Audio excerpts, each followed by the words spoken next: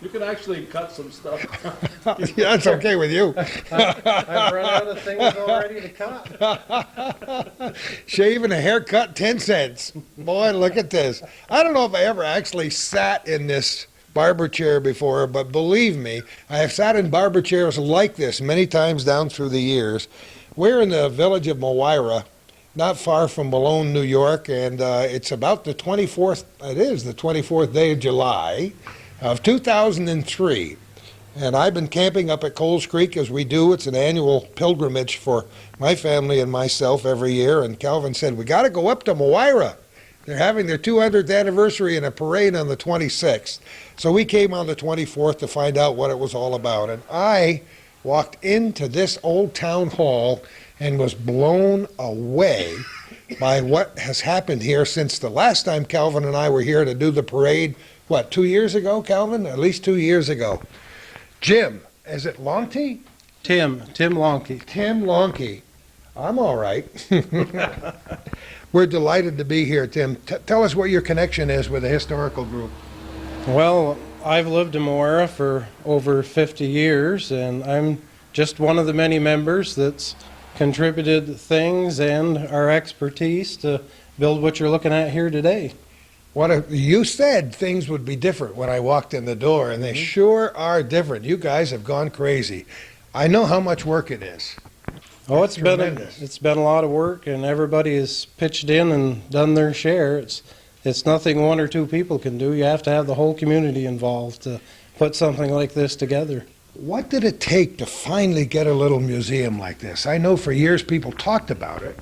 Well, actually, it all started with Janet Dana, our president, and Lyndon Oyers, a member of our board of directors.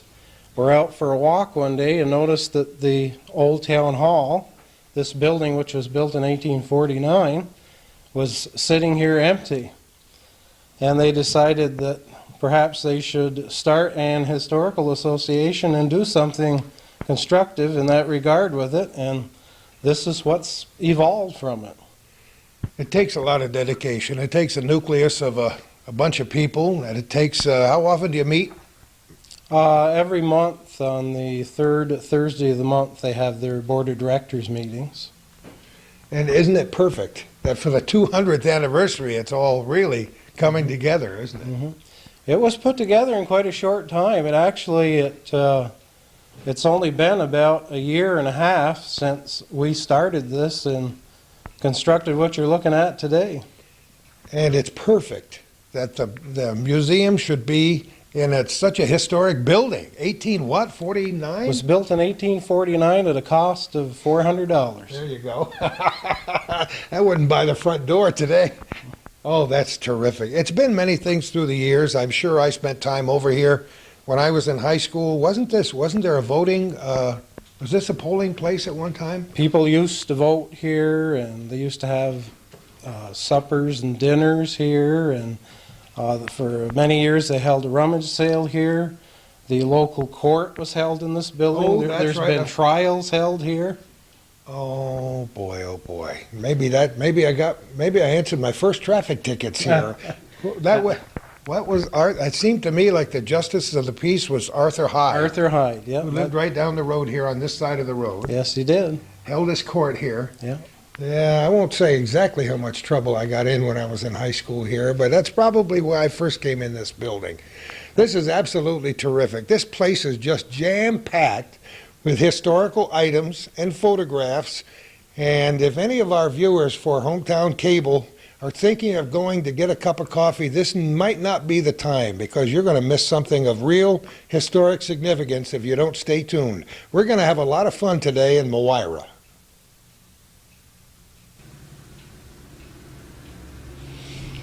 When it's all quiet, just before the camera starts, I listen to the tick of the clock. Where's that clock? Over there in the wall somewhere? In the post office. In the post office. No, I could. the railroad station. Oh, that's what it is, huh? On the telephone. I could hear tick, tick, tick. I love the sound of clocks. We're talking about the history of Moira. It seems to me like I spent 50 years here, and actually I spent only about, I would have to say 3.5 years. And I was trying to remember It must have been midway through 1951 that I came here as a freshman in high school from Messina. Graduated from high school here in 1955 and left to seek my fortune. I never found my fortune, but I have been invited back several times, and I love this community. It's just got a nice feel about it. It's the perfect size. Linda Denoyers, how are you? I'm fine, thanks. Great to see you, and I forgot your name. Janet Dana. Janet Dana, of course. You folks were around when I was here. Well, I'm a little bit younger than you are, so you're a legend in my mind. Oh, no. Please. I'm fat enough to be a legend, but the rest of it doesn't fall into place. I know you folks have worked awfully hard to get this historical association to this point in time. When did you get involved, Linda? Janet and I were from the very beginning. From the start, which would have been? Spring of 2000.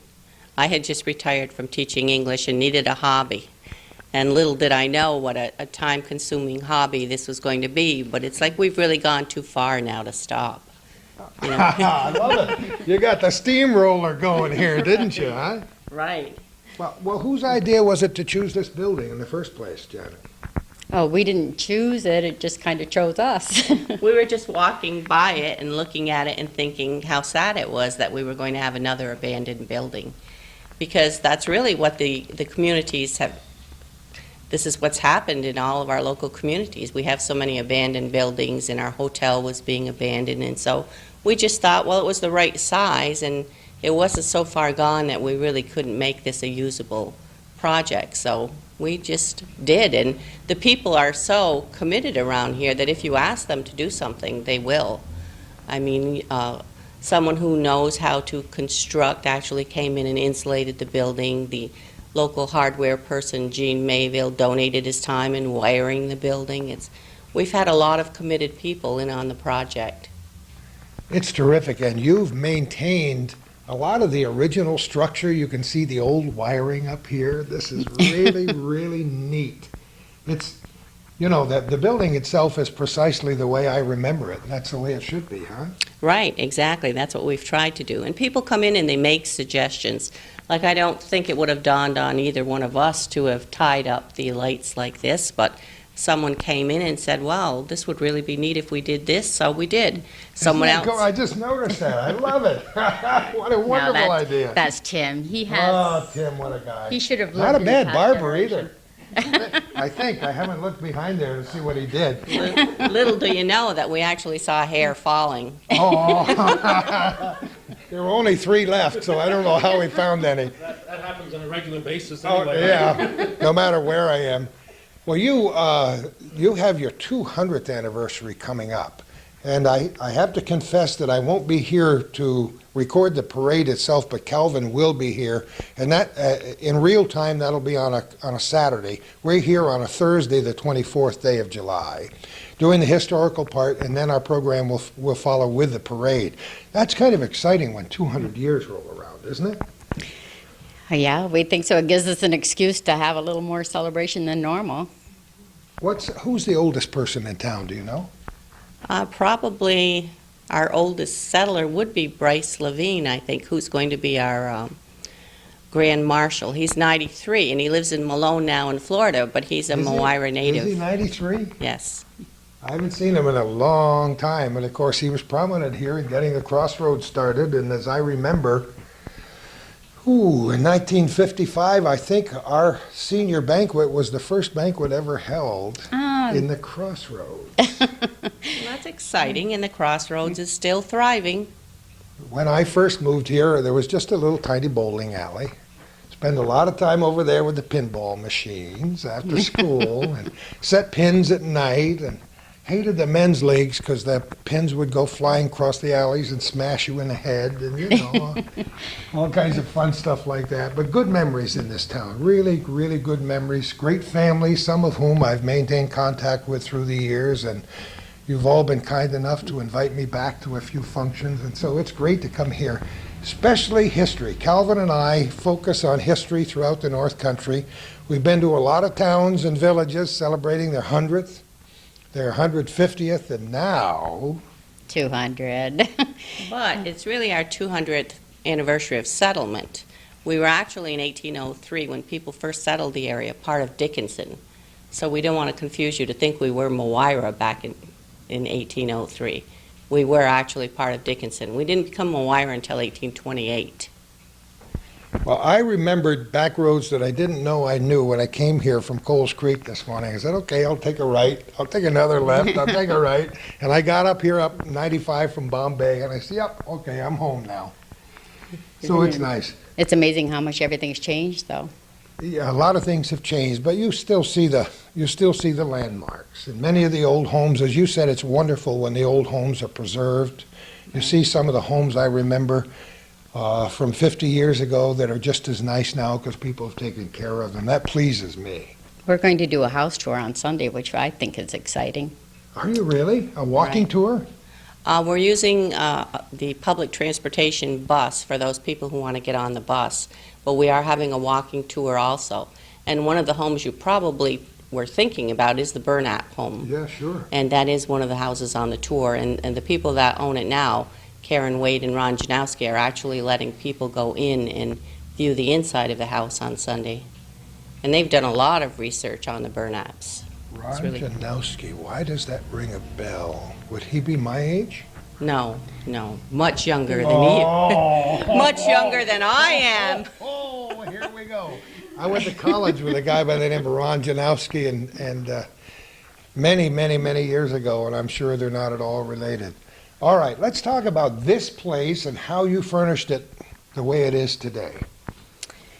Actually, we have Tim to thank for most of the things that came in here at the beginning, and now we're beginning to replace items as new things come in from other people. Tim has always been interested in history, and he had a general store in his home and a few other little departments like that. And so he was really excited about being able to bring some of his treasures up. But we really want everyone in the community to have ownership in it. So we've put out different bulletins for items that we're looking for, and so various people have come in with things on our list or with just things that they might think we might be interested in including. So our goal is to have an item from every resident in the town of Moira so that they can come in and What say, a great idea. Well, we have scrapbooks, so if they have Right. maybe photographs or newspaper clippings that they really think would be interesting to other people, they could bring them up. we have beautiful scrapbooks. And each of the churches, the 7 churches from the 1800s on, have done their own scrapbooks. Even churches that are no longer here. Like when we get over to the church section, the window is from St. Peter's Episcopal Church that was located in Brushton. So we have items that people would be amazed to think that have been found. So we're really quite proud of our accomplishments. It's a time capsule. What made you decide to use different segments of the community, like the post office, like the store, like the barber shop? This seemed like a good idea at the time, or was that? Well, no, that was something that was tossed around. We have 12 directors, and we kind of quibbled and argued and finally settled on this. Initially, people thought we would have dividers between each of the sections, but we wanted the room to be as light as it could possibly be, and this was the end product of much discussion. Initially, someone wanted a doctor's section, but then we knew that we would be unable to find many items from local doctors because our one local doctor, Dr. Stamatitis, they've had a boy. house fire, and I'm sure you remember Dr. Oh Stam. God, does everybody remember him? Right. I had this mammoth flashback of all the baseball and football injuries and how I'd walk in with something swelled up 5 times its normal size and he'd just shake his head. What a guy he was, He huh? was wonderful. For so many years. Now, didn't he have a little office right in Brushton? Mm-hmm. Right in On the right-hand Brushton. side, almost across from Pilgrim Holiness Church, that little church? This side of the Just Pilgrim this side of Holiness it, yeah. Church. Right, and he lived with his daughter, Mary Burns, and the problem there is they had a huge house fire, so Yeah. they've lost so much history, things that we could have used in here. So thus, no doctor's office. The doctor's items that we have are part of the general store, which is the way things would have been then anyway. So most of the things in this building were in private collections in people's homes? Right. Exactly. Isn't that amazing? If you could just see into attics and cellars and barns and garages, and I'm sure you'd be open to even getting more. Oh, more yes, things. yes. People call and they have items and ask us if we're interested. And of course, we're a small building and we can't take everything that people offer, but we do consider it. And if we have a spot for it, we're happy to take it. You know, the thing that amazes me as I look around this room is the condition of these items. How did you find such perfect things? We were very lucky. Sometimes we're even lucky enough to have two of the same thing, so you can put the better one out. You know, this is wonderful for me. Where did I go? I went in the mall in Messina, and there's a store there called Memory Lane or something. Yes. And, you know, just to walk around It's and look at fun. the old stuff, there's an old telephone. I remember that old telephone, and there's an old clock. It's just great. Were you wearing shorts like that when you played basketball? Well, Or had they changed I a little by the I time don't you came think along? those shorts would fit my I right. hope not. No, I hope not too. But at least the colors were there. And I did save some of my old uniforms from here, and I can't remember if I have them anymore. The malls probably got to those a long, long time ago. Isn't that amazing? But the band uniforms, isn't that great? The old Moira High School banners. Right. Well, as people find out that we're serious, we have received a number of calls, and the lady, Janet Turner, that donated the band uniform also donated the clarinet. And she was so wonderful. She just kept everything, it seems, and she actually has the little article that her father, the little payment book that her father would have used to rent the instrument and how much he You paid. gotta be It's kidding. just wonderful. You know, as you folks talk, of course, more memories come back, memories that you've packed away years and years ago. And I recall, I can't remember the name of the band director in the 1950s who encouraged me so much. Don Stearns, maybe? That's Or very, Mr. very- Harris? Can't remember. It would have been, he was still here when I left in 1955, and he gave me private trombone lessons almost every afternoon throughout my senior year and inspired me to play the trombone a long time after that, I recall, but I can't remember his name. My memory for names is horrendous. But we love this place, and we want you to just show us around a little bit and tell us how you've organized things. I'm just very, very impressed. Well, we started with the post office. And we have Brushes Mills Post Office on this side. Oh, let me get over here. Wait a minute. We got cords. I'm dragging Calvin through the maze here. Oh, Brushes Mills. Okay. Right, because Brushton now is a village within the township of Moira. Yep. Okay. All right. So somebody walked in with a picture here. I got to find out about this. Oh, Okay. look at this. Who are you? I'm Glenn Warner. Glenn, I'm glad to see you. What'd you bring for us here? Well, that's a picture of my grandfather, You gotta be kidding. and he was one of the original station agents down here at the station. Oh my goodness. My mother was born in 1910, so early 1900, and my uncle was born, I think, about 1913 or 14. Stoddard Pete Sorrell, right? Yep, from West Hamer, actually Virgins, Vermont. Oh, isn't that wonderful? Where did you find the picture? Oh, my mother's had it for years. And you just made this contribution to the. Yeah, well, I've been debating about it and finally decided to do Don't it. you love it? It's an old tinted photograph. Look at the ring. Yeah. Oh my goodness. Not a bad looking suit, huh? That's when railroads made some money, I guess. Oh, well, railroads. You know what else I like to see? I love to see when they restore the old railroad stations. A lot of them are still around, and some they turn into restaurants. Some are still used, like our D&H station at Plattsburgh is used every day, you know. It's great to see the old railroad stations, yeah. They turned the one here into a bar, but when you go in, they've got a lot of memorabilia onto the desk or tables. It's fun to go down. Not desk, tables down there. I know what you mean. Oh, that's great. Hey, thanks for bringing it over here. Well- That's terrific. Belongs to the Historical Society, as far as I'm concerned. Oh, I love it. Okay, nice hat too, Semper Fi. See you later. All right, that's great. All right, let's get back to Brush's Mills here in Moira and whatever. So we try not to show anything more of Moira without including Brushton. And so since Brush's Mills had a post office, we have a segment for Brush's Mills and then one over here for Moira.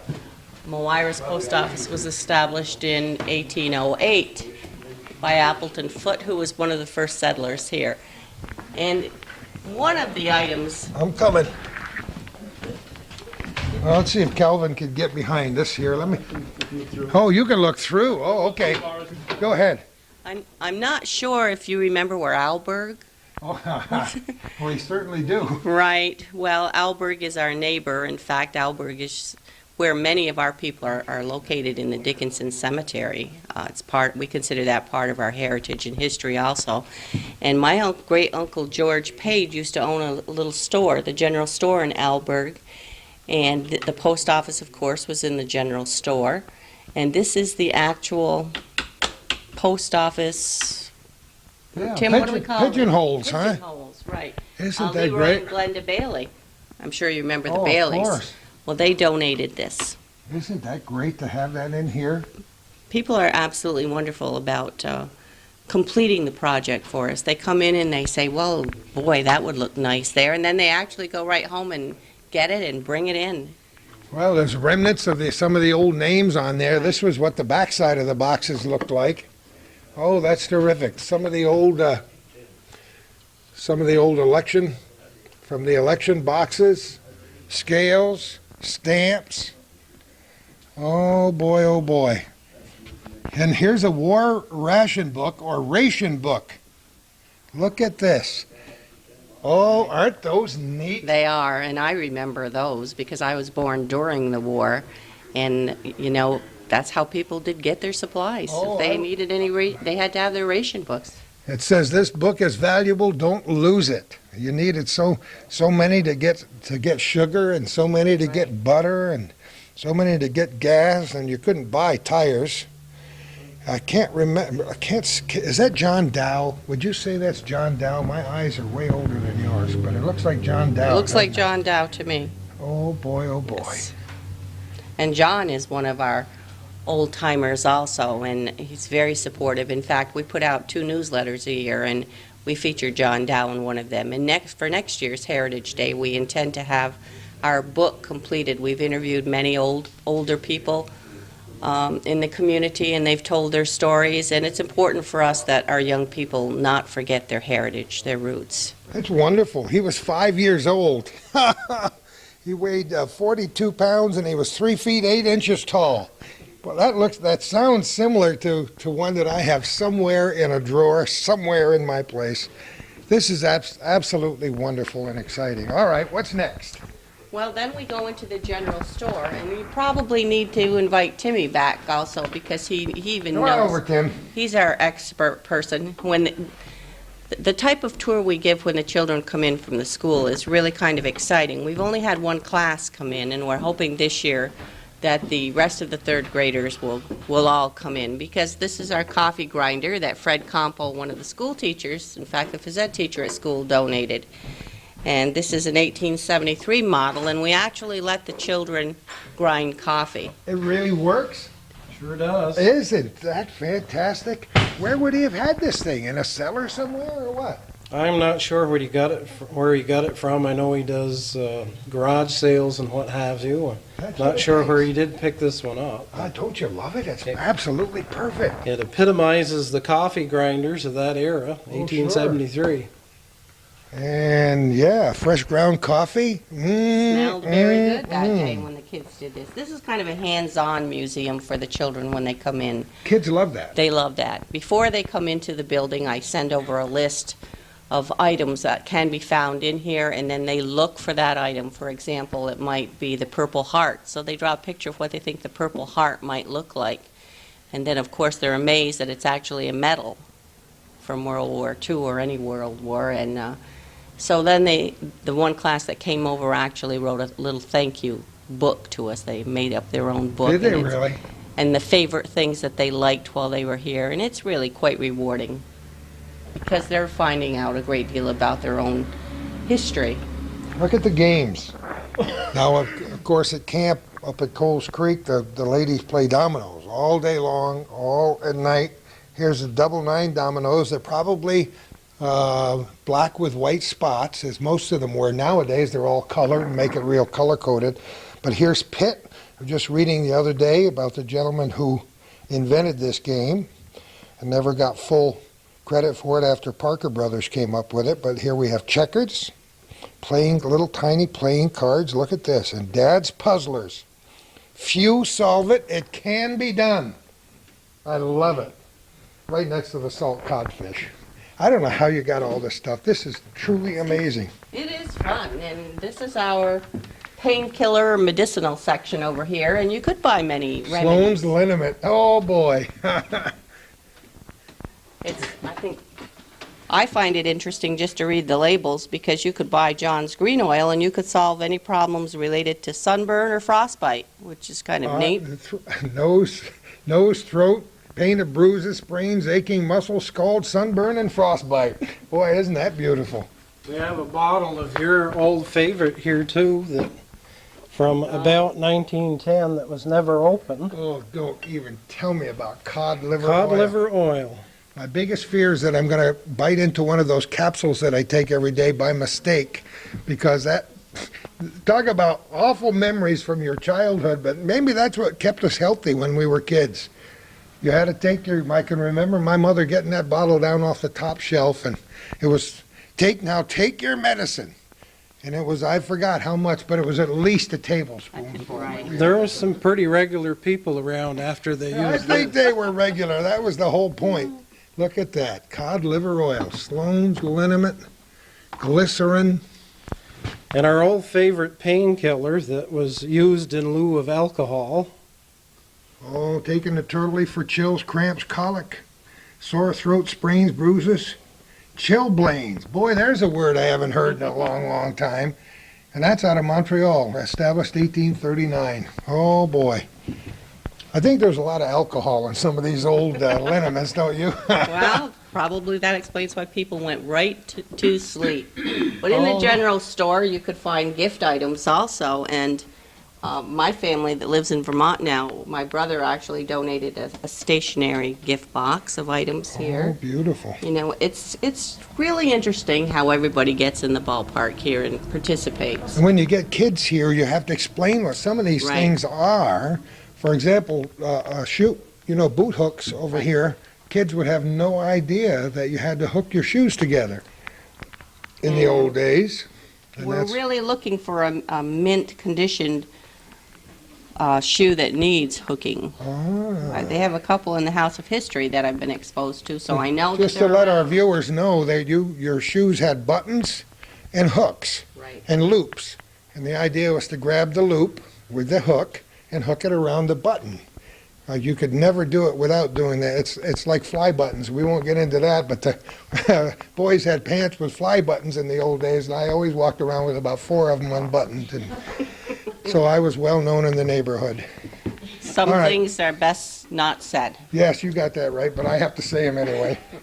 All right, what else have we got in here? Well, we're trying to find items from each of the early businesses in Moira, so we've had donated yardsticks and calendars and what have you from some of our earlier businesses, and we're still looking for a few. We Well, have, that's a good yardstick up there. right, it is. Hollenbeck's, yeah. It is. Now, carry on, Tim. A recent donation that we had is this counter tobacco cutter. Is that what that is? And it came from the Enright estate, so they did run a store here around the turn of the century, and it's our hope that it came from that store. And in those days, tobacco would come in a long plug. It'd be about that long and about that wide. And you cut off however much the customer wanted. If you wanted a nickel's worth, Oh, like a You guillotine place- in there, huh? Don't Right. get your finger in there. you placed the plug in there and pulled your fingers back and cut off a chaw. My God, you gotta love it. And then used our spittoon. And then use the spittoon, yeah. But you know, the funny part of it is there was such nostalgia, because when we walked in and saw that pot-bellied stove right in the middle here, it just instant nostalgia from a little tiny little tiny general merchandise store, and every town had one, in Messina Center where I lived. And that was the social focal point for the entire community. And yes, there was a barrel, and yes, there was a checkerboard with chairs all around, and you heard the tallest tales. And I was just a little kid, and I'd walk in and sit on a little seat near the window in the corner where the old guys would play checkers hour after hour after hour. And you know, your wet socks and things would sizzle as you tried to dry them on the stove, and your mittens and things in the wintertime. And next to those were Cracker Barrels and Pickle Barrels. And The barrel that the checkerboard is sitting on is a baking powder. is it really? From about 1910.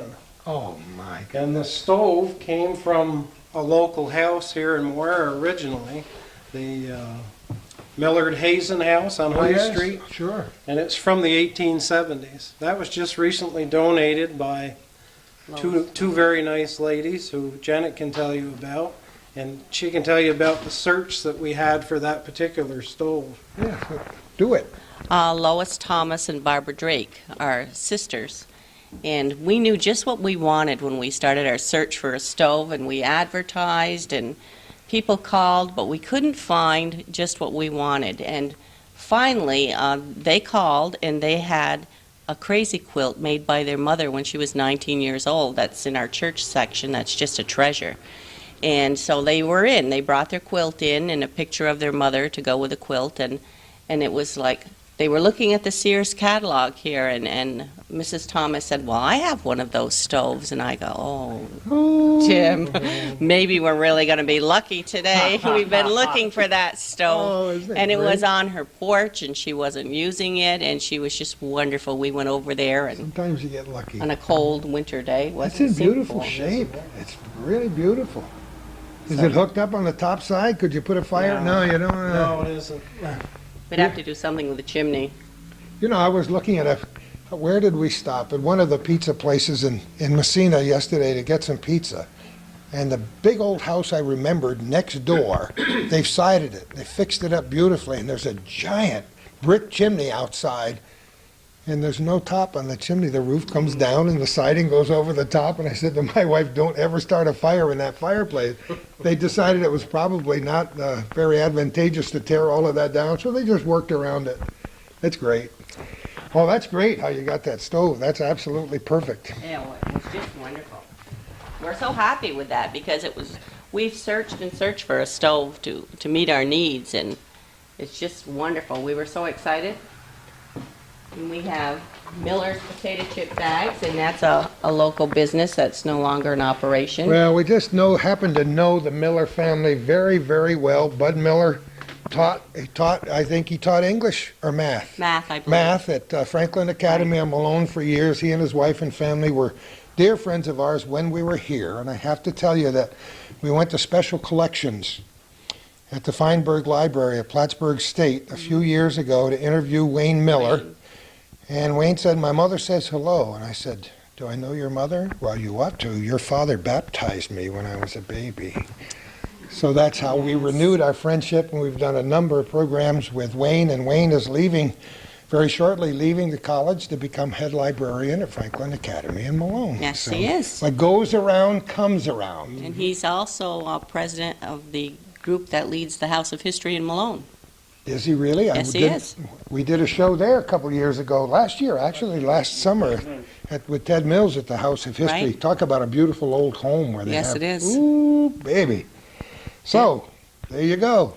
Little nostalgia for us right there. Right, and of course we have a lot of agriculture is a really important industry in the area, and we have milk bottles from the Stileses and caps from the Trainers, and we have quite a collection. There's a living proof of a lot of the things we've talked about on this program, and I just wrote a column for the Press Republican last week on milk bottles and milk and how I hate buttermilk, but many people love it.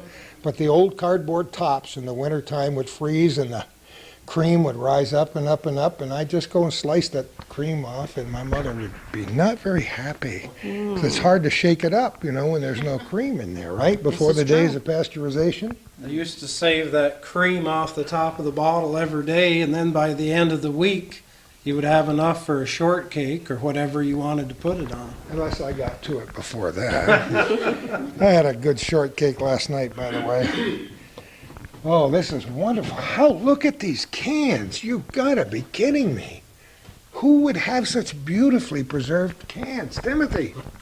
These particular cans are from the 1890s to up about 1910, and they're what was called a wax seal tin. The tin was sealed by pouring wax around the rim, and these are the original stone lithograph labels that would come on these tins from the 1890s, and they're art. Incredible art. But where would you find them? That's what I want to know. Who would preserve these things? These particular ones, most of them are ones that I had in my general store collection. That Oh, I should some of them I came from should have local known. stores, and some of them I sent away for. Just, That were like warehouse finds that had never been filled. boy, I'll tell you, look at this. Does that bring back memories for me? That That- particular box of Mother's Oats is I'm sorry to dated reach over your shoulder. That's Jen. fine. 1941. So somebody might have been eating oatmeal from that box when the Japanese bombed Pearl Harbor. That might have been me. I don't know if it would ever make it from all the way down to Westchester County up here, but that's where I lived, and those are the oats that sat on our table, boy, and vitamin B1 right there on the side, 1941. Oh, boy. I'm just reading a book back at camp called This War, written by a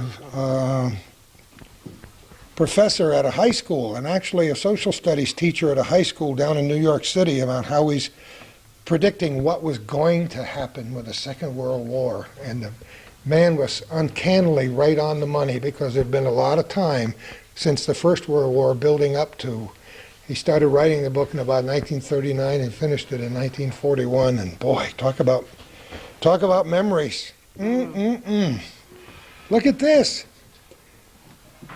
American, that came out of somebody's barn, right, Tim? Well, that at one time probably graced one of our local hardware stores. The Yeah. one everyone remembers in Moira was the Rosen Brothers store. Oh, of course. Lawrence and Leo Rosen ran it. And in Brushton, it was the Farmer's Hardware. And we have other items from those stores. These tins, the Rutland cement tins that you probably remember, Oh, very, very well. are from the Farmer's Hardware in Brushton. And they're vintage 1940s, 1950s. I always get a kick out of this one that's marked water glass. We always ask the children when they come for their tours, do you know what water glass was? And of course they don't, so we tell them. It was a preservative that was used to preserve eggs. You'd take a crock, like one of these crocks up here, fill it with water, and put a measured amount of the water glass in it. Then you could put your eggs in it, and they would keep for over a year in that water. It's amazing, and somewhere I've got copies of the old formulas before you could buy it there, where you can mix up those things to preserve. And kids, it's a good thing to talk to kids about, because they think there was no way, before the refrigerator, there was no way to preserve your butter and your eggs and your apples and so on. But it's amazing how genius some of our forefathers were, huh?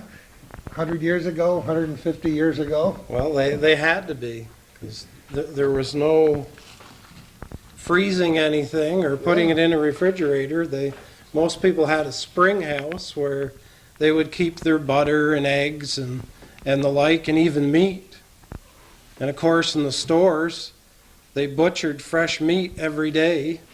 And in those days, you would go in and the meat would be hanging from the ceiling, probably covered with most of the local flies that have been in places you don't want to know about. Yeah, you got And they that would right. shoo them off and cut you off a piece of meat. I'm just looking around here. Just these right here are just wonderful. Cream pails. I mean, you don't see them anymore, but aren't they neat in 3 different sizes? Farmers would use them, of course, to bring milk to the house. They wouldn't necessarily have cream in them. And if they sold milk to a neighbor or whatever, they would use one of these tins. My grandmother, who was 101 years old when she died, Oh, Mabel wow. Lonke, When she was a little girl, she went to St. Philomena's Academy in Brushton.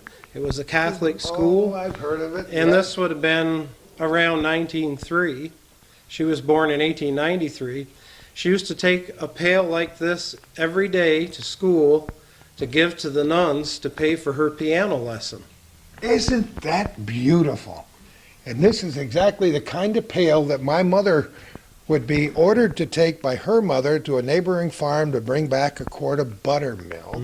That you love. And that I couldn't stand, but she'd drink most of it on the way back on a hot summer day, and her mother'd be very unhappy. Just looking around here at all the other items, There's a cow tape. a cow, everybody needs one. Everybody should have one.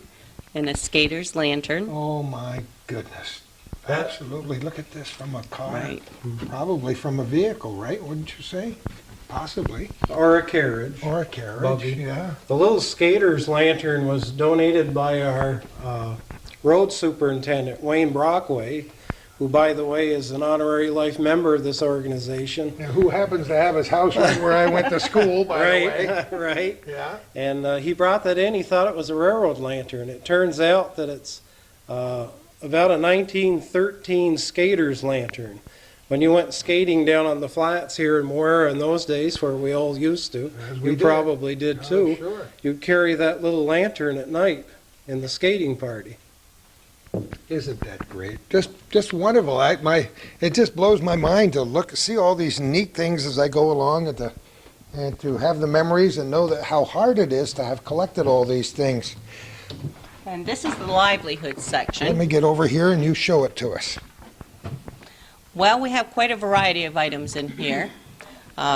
Probably most people would wonder what our little valet is doing here. And this was an invention that Bryce Levine came up with when he was a much younger person. And he I should tells have known. a Beetle Bailey valet. Isn't And he that tells the story. Of course, the stories are what makes everything so much Oh, more sure. exciting. Especially with Bryce. Well, many of the older people. And I guess he entered it in contests in New York City. But in order for it to win in New York City, he had to paint it other than red, a color other than red, because, of course, people in New York City associate the color red with the red light section. So it, Okay. it actually won first prize, but it didn't turn out to be as successful as he thought it would be, simply because the heads that he ordered from someplace in Canada weren't sturdy enough and they cracked. And so he didn't make his fortune with Beetle Bailey That's Valet. really, really neat though. And But he found one for us. It's dated 1954. Beetle Bailey Child's Valet, designed and manufactured by Baker Bryce Creations, Malone, New York. Isn't that great? It's wonderful. And Bruce Jackson donated the, is it a musket, Tim? It's a fowling piece from about the 1830, 1840 era that folks would have used around here for shooting birds or whatever to put meat on the table. Very little light gun. And the rod is still underneath it. Everything looks like it's intact. It is, and it's been fired Really? fairly recently. No kidding. Isn't that great? Look at the old ancient shoes. Right. Who would have those around anymore? Those were donated by a gentleman in Brushton. They found them in an old barn at his residence, and they were down in the walls. Oh, that's why they were preserved. And they date from probably around the 1870 to 1890 period. I really thought the little boy's boot was cute. I love it. Gee whiz, that stuff like that is so hard to find, but Right. in rural areas, like you say, nooks and crannies and cubby holes, That's as it. my It's mother used to amazing. say. When the children come in for the tour, we like to show them the laundry system that people had to use. They didn't have the automatic washer and dryers that, of course, their parents all have today. Instead, let me just skip by you here. Yeah, well, I'll just step right over here. All right, let me get over here. Instead, they had the old irons and they fill the I've used that one of Right. those enough times. exactly and scrub the clothes here. And then we have one of these Oh, I remember those too. that we just hooked up here to as a makeshift item Sure, to show the clothesline. kids. Isn't that neat? And we were looking for some of the old-fashioned clothespins, and we're still to find those. Really? I'll search and see if we got any in a box somewhere. I've certainly seen many of those over the years, even before the days of these spring variety. This is the Right. kind you see more often now, and then the old ones were. It seemed to me like we used to paint faces on the old ones because they had a little knob on the top and two little fingers that looked like legs. And Of course, we have the ringer, oh boy, the regular old breadboards that Mrs. Larkin donated a breadboard. Came in one day and admired the museum and thought, gee, what do I have home that you might be able to use? And came back the very same day with a few items for us. isn't that great? Once we get them inside the door, Forget that. they're really excited. Oh my goodness! But you're displaying them beautifully, and you're actually putting a tag on every one. Oh, the best part, of course, is we wanted to recycle materials, and this barn board, 4 of us went in the middle of the winter to the Earl Clark farm up on the Alberg Road. Sure. And the barn has fallen down up there, and so we did get permission, of course, and grabbed some of the old barn boards, and this is what we've made this from. You know, Jim did. it dawns on me that we have an Alberg up there where many people will be watching this program, and it's right across the border in Vermont.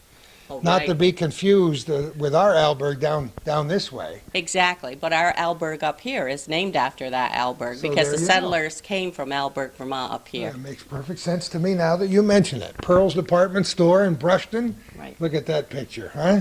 Isn't it beautiful? 1956. Wonderful. This is really great. And milk cans, of course. How many of those do you think I've heaved in my day? The old farms around here and over in Messina. And we have 2 recently repainted one on each side of the front porch. Just as a little bit of nostalgia to greet people when Right. they come into my house. Some items are actually on loan in here, and I guess that's what makes me think of this, is I believe this item is on loan Mrs. from Potter. Mary Potter, who's a retired school teacher who just celebrated her 90th birthday. Oh, isn't that wonderful? And These are maple syrup spouts, the old-fashioned kind. You drill a hole and drive it into the tree and hang the bucket, and that's the way you did it. And of course, we have the bucket too, right here. Oh, boy, yes, of course you that were do. donated. Oh, isn't that great? And what would this be, an old kerosene can or linseed oil container? It's a linseed oil can, a wooden one from one of the old hardware stores here in Moira, the old Rosen store. Oh, my goodness. Messina, Canada Dry. Wow, such wonderful memories. Just the old wooden levels and the old, the old Stanley tools are worth some money these days. One of those planes was donated by Bill Quinn Jr., and it came from the Lyons Estate, which is on Route 95 in Moira, and they've been here since the very early 1800s. And that particular plane has their name stamped into it, and it's an 1830 plane. Oh, is it that beautiful? Those are the things we really like to get. Ah, Something talk about- that's germane to the area, Certainly. and it belonged to a local family. Wonderful. Cherished possessions. And on the separator there, I see De La Val, one of the very famous names. And That's on loan from Mary Potter, and she tells how her son David, when he was a little boy about 3 years old, used to watch her in the morning when she turned the crank to separate the cream from the milk, and he would dance up and down like this isn't that amazing? while she was I should turning tell it, because it would go ka-dink, ka-dink, Hey. ka-tink. you. Had the Has a little rhythm at bell age on 3, huh? You can see there's a little bell on the handle. Little bell. In case you want to close your eyes, you knew how many turns you had, that's all. exactly. Oh, boy, that's great. All right, what's next? Well, We Which should one? mention the handbill that we have here on the wall Okay. from, I believe that's 1907, isn't it, Janet? 1907. And it's from the Lawrence Hotel that used to sit on the four of course. corners here in Moira, that was built in 1893, and unfortunately it was necessary to tear it down a couple of years ago. And it tells of a play that was put on there by one of the other schools in the area. This particular one was from St. Lawrence County. I believe it was from Lawrenceville, wasn't it, Janet? Tells on it. The Union School. Yes, the Union School, North Lawrence. North Lawrence, Union Free School, probably Right. UF would be Union Free, maybe? And what's great about it, of course, is there's people that have come in and looked at that and say, "Oh, that was my great uncle." Oh, you got You know, me they kidding. recognize the name. Isn't that great? Yeah. There's always a connection. That's the good part of it, yeah. Look at this. I love it. That was our present local barber who's been cutting hair nonstop here in Moira since 1960, so 43 years. Gene Martin, that was his first license that when he came and started cutting hair here in Moira. How many young people know what this is? Huh? That's what it would have been. You know, you had a little soap in a mug. You got a little water on there and mixed it up and lathered it up, and that's what you used to shave with. A lot of people got in a lather when they shaved in those days. Yeah, I sure did. And we do have straight razors, but we keep them out of sight. Keep them out of sight so the kids can't get them. Right, exactly. Handy hair clippers. Very unpleasant memories because my mother cut my hair and I think they were hair pullers oh, instead of what hair are you, cutters, as I what are recall. you screaming about? She would say. I said, thing would get a snag, and then she'd be more enthusiastic about moving around the back of my head in those days. That's great, and you have wonderful blades. Some of the PAL blades that we mentioned before, these are injector blades, but I have some packages of the single and double edge blades that were manufactured by the PAL Blade Company in Plattsburgh right up until the 1950s. Mhm. Just wonderful. Did you actually plan each corner, or did you just take the stuff and say, this is how we're going to set it up there? I mean, or did you have an idea before you? Well, with the barber shop, we had an idea because the barber shop was not in our original plans. Never did we imagine we could actually get a complete barber shop. So when we were offered a barber shop, of course, who was going to turn it down? Because the barber shop was one of the great places Oh, in sure. local history. I mean, everybody gathered at the barber shop, Yep. whether you needed a haircut or a shave or not. And so when our plans for the doctor's office fell through, the barber shop just fell in perfectly. But for the most part, we just decided we wanted a general store, we wanted a hardware store, we wanted a school section and a railroad section. And then once we had the sections, we went looking for things to fill them up. I love it. I love every bit of it. Let me get the cord back over the backside here, and I'll follow you. Did Tim tell us about that cash register on tape or off tape? I think it was off I tape. can't remember. What's the history of the Well, the cash register is a 1908 national cash register, and it was actually called a candy register. It only registers up to $1, and of course things were cheap in those Isn't days. that amazing? Only up to $1? So they used them in barber shops and small stores and what have you. This particular one, Gene Martin, when he came here in 1960, purchased it from the Prue and Trushaw barber shop in Malone. He bought their cash register and their 2 chairs, and that was what he started his shop with here in Moira. Isn't that wonderful? We all know what this door leads to, or led That's to. the representation of an Yes, outhouse. I believe it is, with the half moon and the star on the side. And you'll notice that there's a corn cob hanging on the nail. This was a poor family. They only had 1 corn cob. But this is our Okay. this is our In a Sears project. catalog, right? Yeah. This is our project, and this is why we're really working so hard on Heritage Day this summer, because we need to include a bathroom in the museum for the kids when they come over from school. Now we have porta potties that are donated by Wayne Brockway, and we have the crossroads, and everybody's very accommodating, but we really need a well to be drilled, and we need to install our own bathroom. It's kind of difficult to clean anything when you have to go over to Denoyers and borrow a pail of water.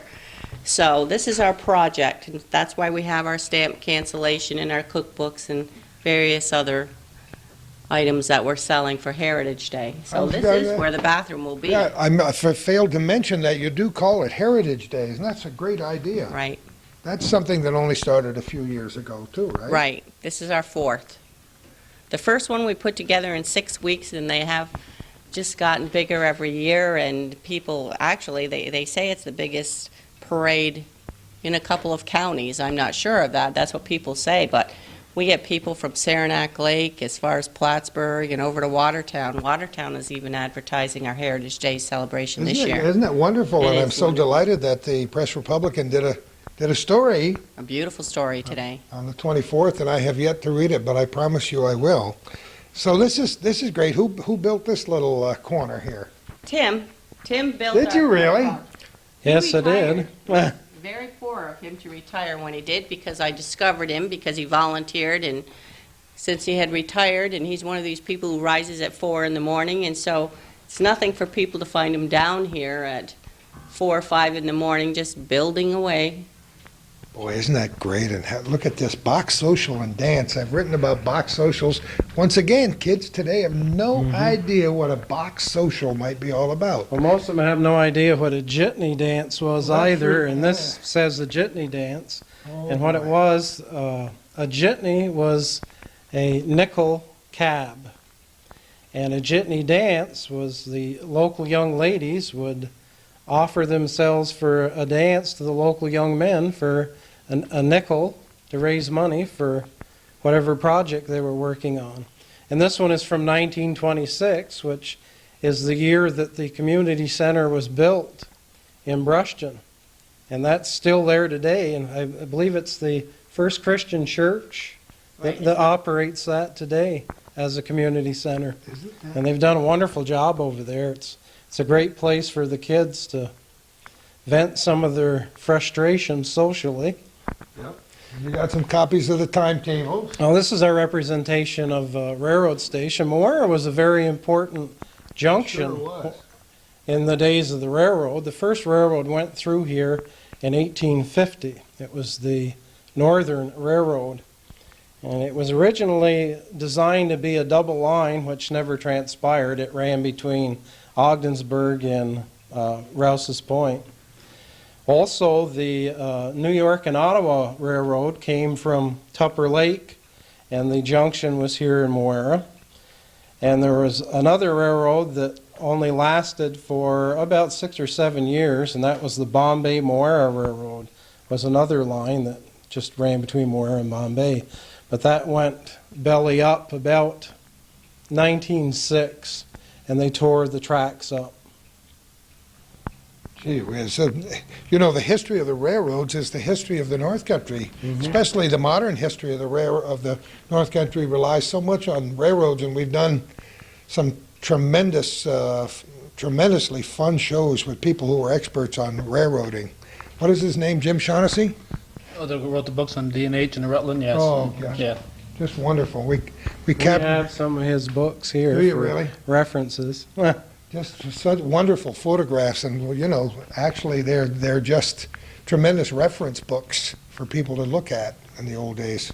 I want to look inside here and see what we got inside. This is one of the sections where we can use more items, and that's why we were excited to get the picture this morning. We thought we would be inundated with items for the railroad, but then we've discovered how such items are such collectibles, and people pay large money for some of these lanterns and what have you, that we haven't been able to get as many items for the railroad section as But we you would like will to. as- But we as will. time. And I'm sure just airing this program throughout the Tri-County region in northern New York will get some more things. And I should mention that right now, that they could probably contact you if people have items that are germane to this area's history. Who would they contact? We do have a mailbox address, but they could contact me in Moira. But our mailbox address is Post Office Box 75, Moira, and the zip code is 12957. Or they could call 518-529-6522. That's terrific. And I bet you get a few comments. I love it. Look at the old photograph And this here. is an original ticket counter that's Isn't that on loan great? from Bill Sabin, who's quite a railroad item collector. He did come to one of our meetings with all kinds of railroad keys and lanterns, and that was my first learning experience as to exactly how valuable these items are. Look at the great old telephone. Isn't that wonderful? And the number was 29F11. I cannot remember. I used to remember what my number was in Messina Center when we had the old crank phones, you know. Right. And one of the last items we've had donated is this picture of the grist mill up here that we were really excited to get. And it was quite accidental because Gene Wright, who was a brush and is probably the last brush descendant that we can figure out anyway, has just recently moved to Florida from Pennsylvania, and she called and indicated that she had a picture of the grist mill that her aunt, Florence Brush, had consigned. And would we like it? Because she wasn't going to have space enough for it. And of course, you know, to have something in the museum donated by a brush was just thrilling. And so it arrived in the mail, and come to find out it's actually painted by Elvira Hassan, who was one of the more popular ladies, lived at the on the Farm to Market Road. So it was kind of a double pleasure to get this picture. Painted in 1961. Right. Right. It's not an old picture, but the people that donated it are just, you know, wonderful. So we're excited about that. Oh, Then we listen. come into the school section. I love it. This is really great. Right, the old one-room schoolhouse. I gotta. Can I? Go ahead.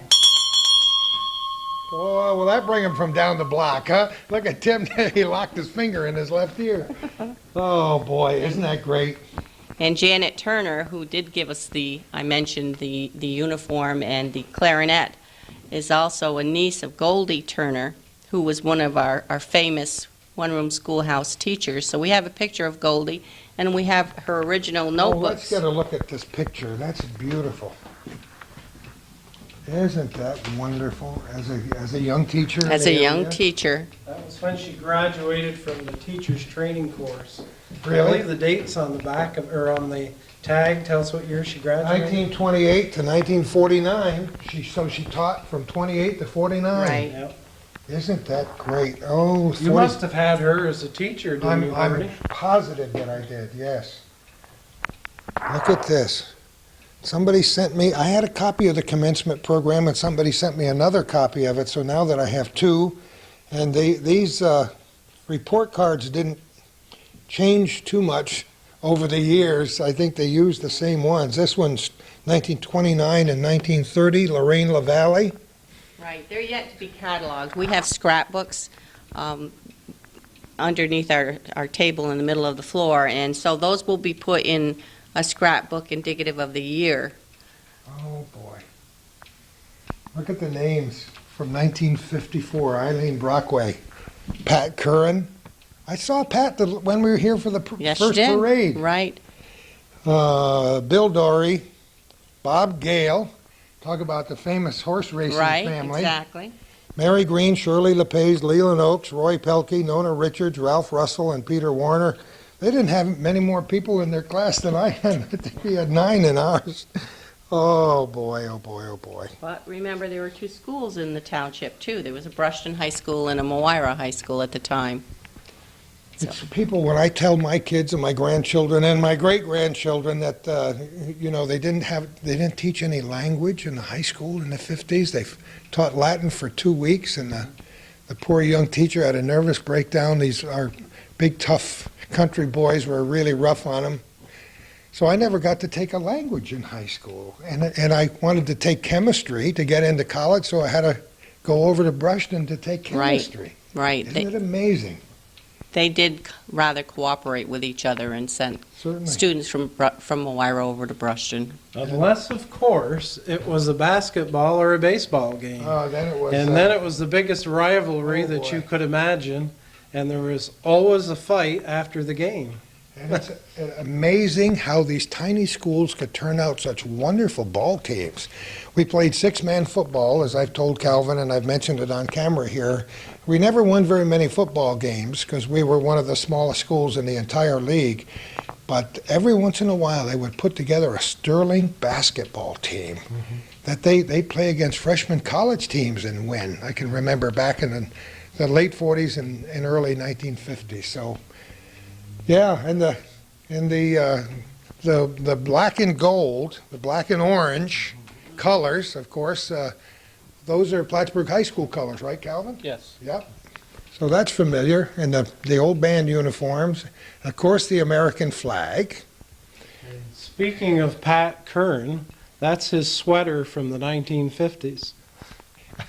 You know, I saved mine for a long, long time, and my mother painstakingly sewed one of the M's like this. These are, I think, cheerleaders, but the M without the megaphone, like that one over there, onto the side of that, and that was my proudest possession for a long, long time. Those great old. Well, we'll have to see if that'll still fit Pat. I know mine wouldn't fit me. No, I I lo- don't think that fits Pat. Where do the old desks come from? These particular ones came from the community center. The building is still here, but it housed kindergarten through third grade, plus the old gymnasium that I'm sure you remember. Oh, of course. And the window that you see here came from the old Moira High School, Somebody saved that. right? Which was, in fact, the gentleman that saved it here. is here. Mr. Janowski donated that. He lives in the Burnap house right next door to where the old school was. Come over here a second. Ron, right? That's right. We used your name in vain before you got here because I went to college with a guy by the name of Ron Janowski, but you're not one and the same. Are you a native? No, I'm not. No, I'm not. I settled in the area when I was working for the Army in Ottawa. No kidding. And we bought the Burnap house in order to try to pursue an adoption. After 13 years, Isn't and all of a sudden we bought the house, and 6 days later my wife conceived. Is that, how many times have you heard that story? You might say the house Like was that. an inspiration. I think it was, and that is a great old house. When was that house built? Ron? It was You- built in the summer of 1900. Oh my goodness, 103 years old this year. And of course, we'll be having it open for Heritage Day this I Sunday. heard that, and I think that's very magnanimous of you to do that. It's not very far from where we're standing right now, just down the street, huh? I've done a lot of research on the family. I spent a lot of time reading Facts and Fallacies this week at the Did Weed you really? Library. I've read all about the family. I'm just trying now to find photographs. And I found that one of the daughters was a salutatorian of the class of 1911 of Moira High School. See? So if anybody out there has an old yearbook, I'm trying to find pictures of the family. Oh, that's wonderful. How would they contact you, Ron? Through the Historical Society, and they know where to find me. Oh, that's absolutely terrific. And I admire people who do delve into the history of the places where they live and the history of their communities. And it's so neat to inspire this kind of love for history of an area.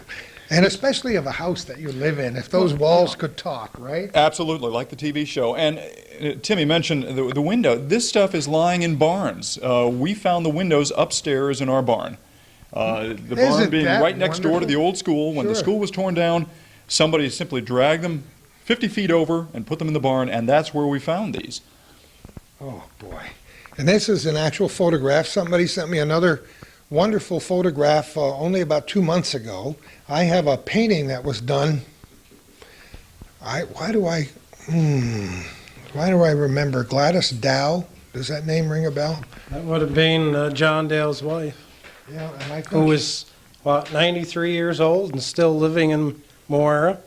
well, I'll tell you what I'm going to do. I'm going to try to find that painting is out in my garage, and I'll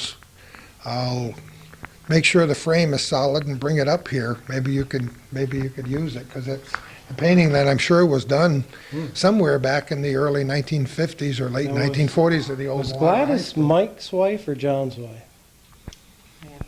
I bet you we'll find out after this goes Wow. on television. What do you think? Mike is John's brother, so it's all in the family. I believe it was Mike's wife.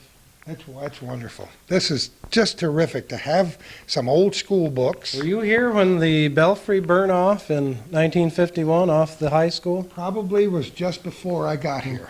I'm guessing that I came maybe in January of 52, Okay. but I'm not positive. And I don't remember I remember putting some things on the school roof around Halloween. There's been rumors to that effect that you might have been involved. I hope the statute of limitations is long past. Moving right along, folks. See, my dad was the Methodist minister in this town, and he was constantly reminding me that he had a reputation to uphold, and I was constantly straying from the beaten path, you know. What have we got here? This is our military section, and here is our Purple Heart. The item, we're hoping people will loan us items, if not donate them. We do keep them under lock and key. We have items from World War II, the Vietnam War, and World War I believe. Something from World War I. But we're missing things, actually, from the Korean War, and we know that there are a number of people around here who were in the Korean War, so we're hoping to get some items. We actually have a Navy uniform that was donated by the Jarvis family, and a picture of Jerry Jarvis when he was... Isn't that great? It's wonderful. Oh, look at State Defense Force Manual, letters, Cannoneers Club, Fort Leonard Wood, Missouri. Boy, I bet you there are a lot of people viewing the program who did their basic training at Fort Leonard Wood.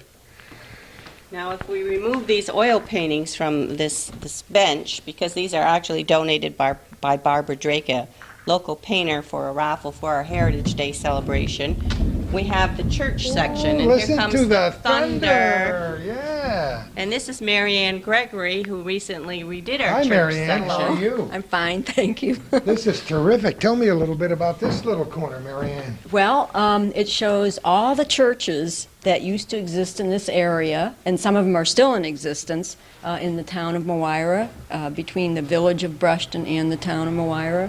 And because there were so many of them, and some of them had problems with burning and having to be rebuilt, and some of them were torn down completely, we tried to arrange it in such a way that we started with the oldest churches first and worked our way down through the years to year 2000. And you'll find the churches are also color-coded, so that if somebody's really interested in finding out which church they belong to, for example, the Brushton United Methodist Church, it's going to be done in blue, and then all the dates that are pertinent to the Brushton Methodist Church are going to also be done in blue, because it got a little confusing, and Tim really is very knowledgeable about churches. I'm terrible with dates. I'm the artist. But anyway, for example, the Union Church, Tim, help me out here, was actually Jump in here anytime, Timothy. torn down and replaced by one of the churches. The Union Church that sat where the Methodist Church is today, of course, your father's church, Yep.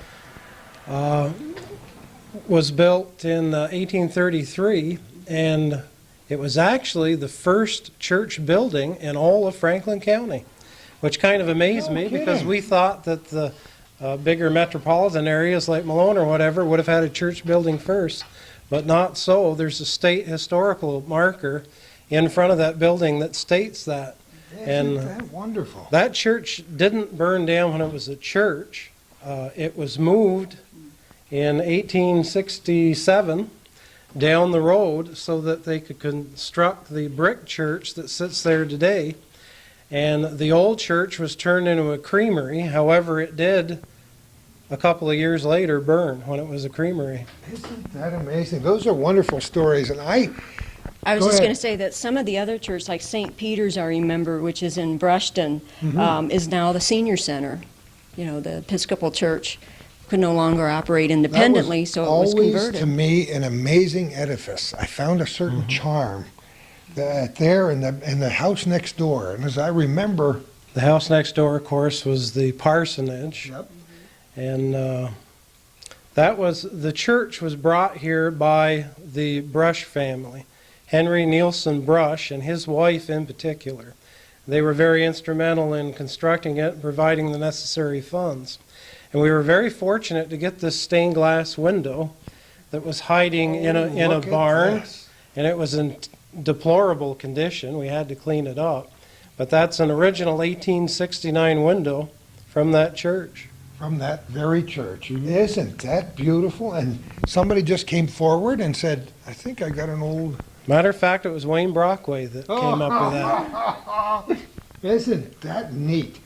I remember a story, and I've been accused of embellishing stories as I tell them and retell them over the years for the sake of adding a little excitement. But as I recall here, when my dad was the minister here, And I used to ring the bell and invariably flip it over every Sunday morning and mess it all up. I recall the stories about the old church organ arriving in this church by ox cart from Canton or Ogdensburg or something many years before. Have you ever heard that story? I have heard that story, and Oh my goodness, I also didn't make it up. also that the money for the purchase of the organ was donated by a wealthy financier from New York City. Now that I hadn't heard. And this is a church where you walk in downstairs, at least you did before then, you had to climb stairs on either side to get upstairs. And they had a place called a coffin corner so that you could turn the coffin and around to get into the sanctuary when you got upstairs. It was an interesting concept to get up the stairs with the coffin. I know I've been a pallbearer a few times in that building, and it was hard to get up there. Yeah. Boy, talk about memories. This is a nice corner, a wonderful corner, and you got a bench that's 133 years old. Right. Isn't that great to just have that? And the Methodist hymnal, and I don't dare to open it because it's possible that some of my early artwork is in the fly in the front of the back.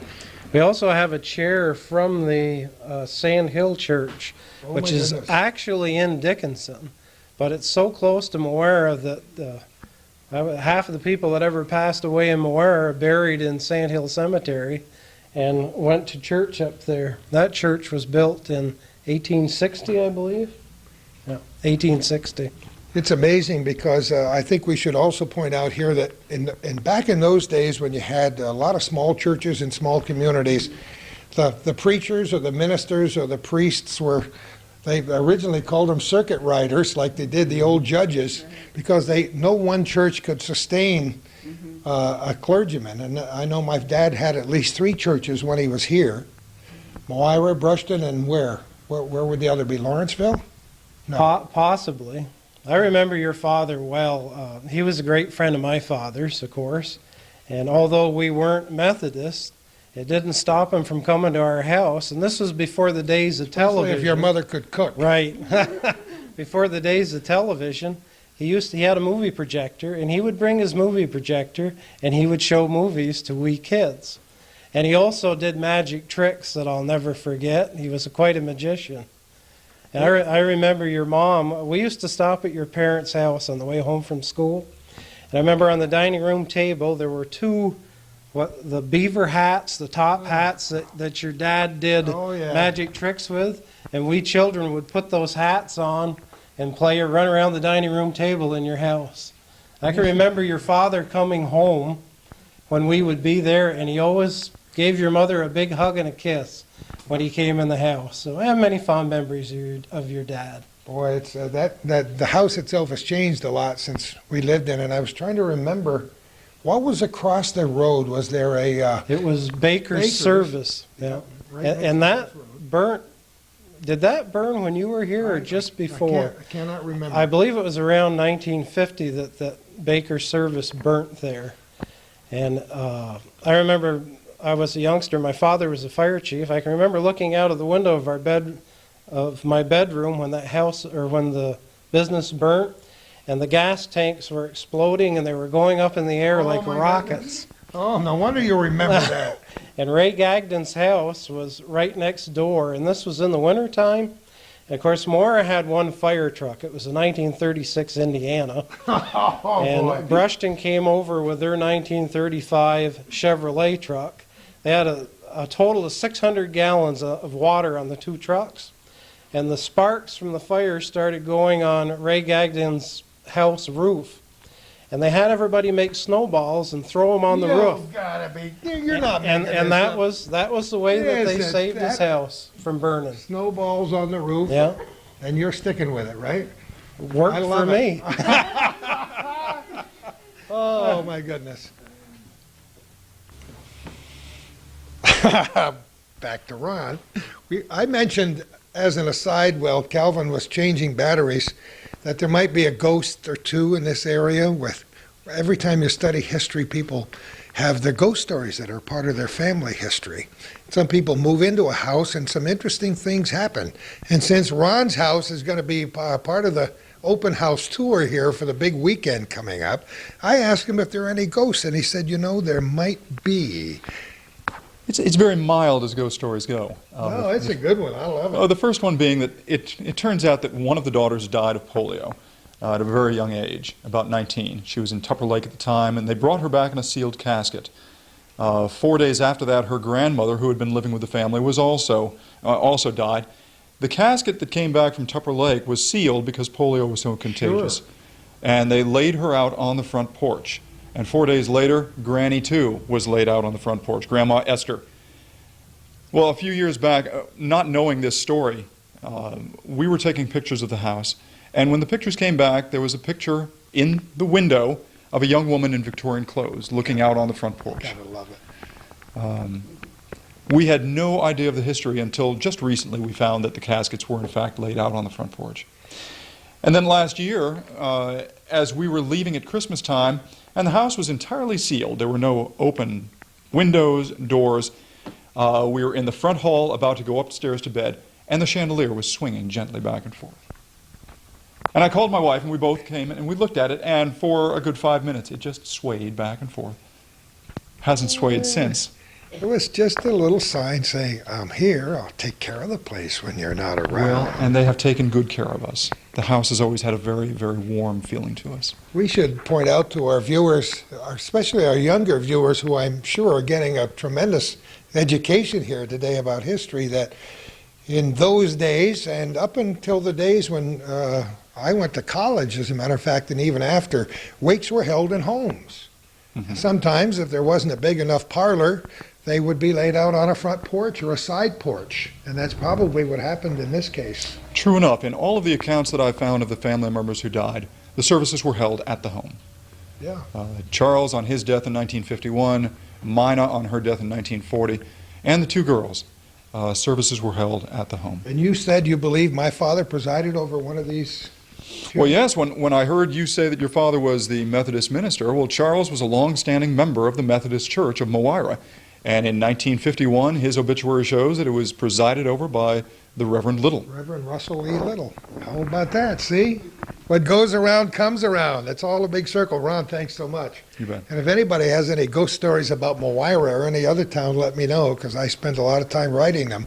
Where were we in our discussion? Get over here, Janet. Well, we were finishing the church section, but I want to note that Linda spent a lot of time on scrapbooks, but each of the churches was given a scrapbook and asked to put whatever pertinent information regarding their churches they wanted included. What a great idea. And so we do have scrapbooks for each of the churches. And just pictures and memories and... Well, in the church scrapbooks, they have all kinds of information, including in some of the scrapbooks, members of the parishes way back when.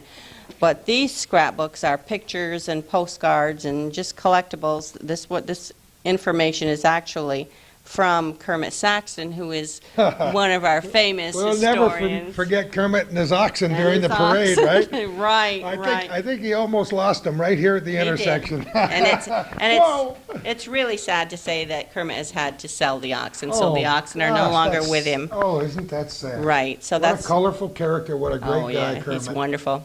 He's one of our first directors, Kermit was. Oh, golly.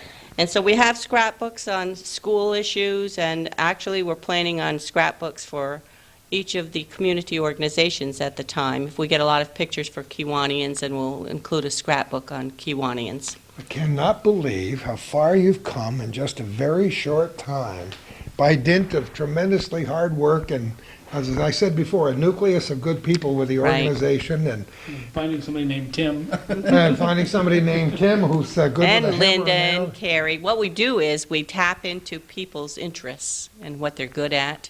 We find them, and then, it's like, oh, the poor soul never gets to rest. And But that's the way it is, and let this program be an inspiration for others in small communities around the North Country or anywhere who might view this show. Just get something started. All it takes is a germ of an idea and somebody sitting watching this in the comfort of their living room saying, how come we don't have anything like that here? Right, and there's no reason today for anybody to sit at home and be bored. There are plenty of things to do. And, when you're retired, it should be the beginning of a new way of life, something else that you're interested in doing. Right here on our church pew is the quilt I was talking to you about yes. earlier. And this is a dated crazy quilt painted by a lady in 1909. And her name was Lillian Perot Hazen. And here's a picture of her. But what makes this quilt especially important is it is a dated quilt and it's in mint condition. It's absolutely beautiful. I wonder when this photograph was taken. Would you have any idea? I believe the lady was in her 80s at the time. So she was in 1919. She was like 18 years old. So, Oh, isn't that neat? and it's a color picture, so she was quite an elderly lady here. So she would have been born maybe in 1901. 1901 or As so. was my right. own mother. How about that, huh? Right. This is our bank, and the reason our bank is here is because it actually centers around the Town of Moira safe.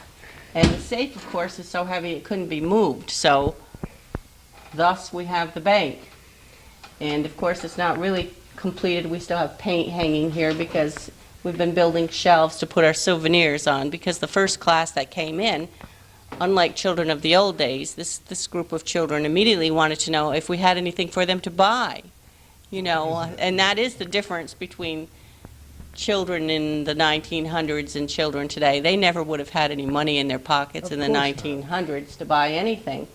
Probably the most prized possession we have is the ballot box. Tell the story. I love it. You mean where I was such a ditz? I love it. Well, a young lady called named Ruth Clary who had her hands on the ballot box and wondered if perhaps we weren't interested in it. It's dated 1928, and when Moira became, or 1828, when Moira became Moira. And she said, of course we wanted it, but I thought, I only have a small Toyota. I wonder if I could fit it in my car, Don't you love it? Silly.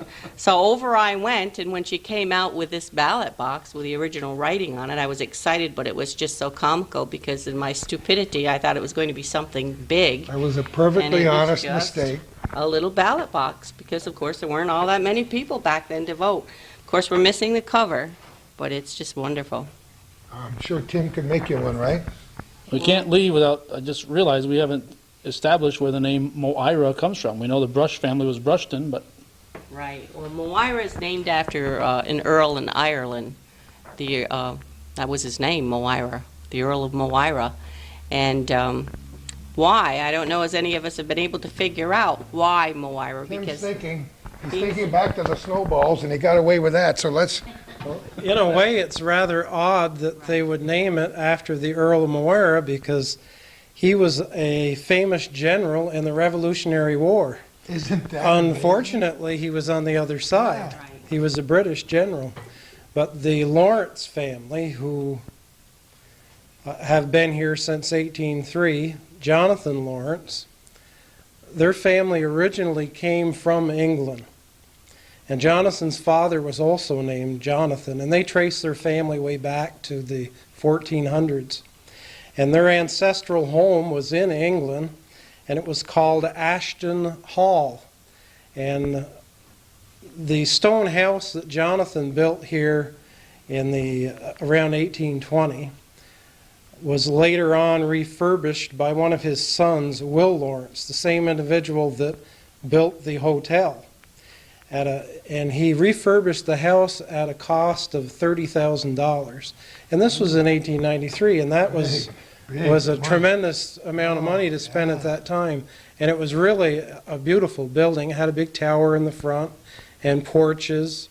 And the dining room on the back, the dining room table measured over 50 feet long. You gotta be kidding. And it had the ancestral coat of arms over the fireplace, and it was a huge fireplace. It went all across one end of the room, and it was stone, of course. And he used to entertain his friends from the city, and you had to really be somebody to be invited to a dinner at Ashton Hall. Isn't that wonderful? I've heard of Ashton Hall, but never heard that story. That's great, and nor have I ever seen, I don't think, a 50-foot table in my life. Well, there was a write-up in the paper years ago about it that we have a copy of. Another interesting thing about the bank while we're right here are these bank notes. Now, the bank was in Brushton. It was the First National Bank of Brushton, and it was formed about 1909.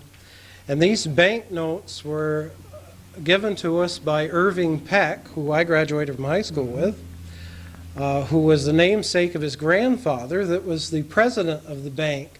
Now, this is a 1909 bank note, and you notice it says the First National Bank of Brushton on it.